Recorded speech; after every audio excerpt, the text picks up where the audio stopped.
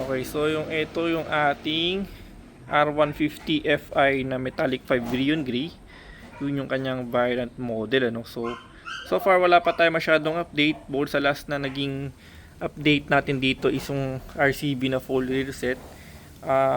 Hopefully by next year na magkaroon na si Racing Boy, Racing Boy, baka naman shoutout, ano. Baka magkaroon na kayo ng bagong mags para sa Raider 150, puro na lang ibang brand ang nilalabas nyo, no.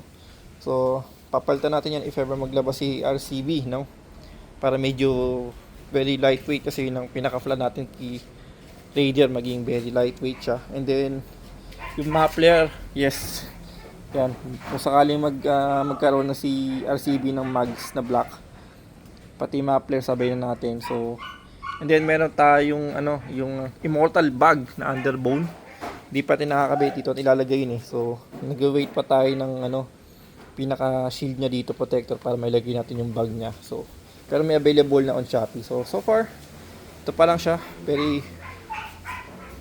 full stock.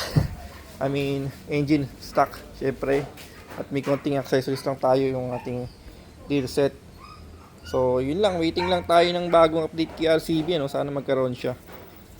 And then siguro baka chain, palitan ko na ng chain to ng black din, all black. So yun ang plan natin, maging all black yung part na to.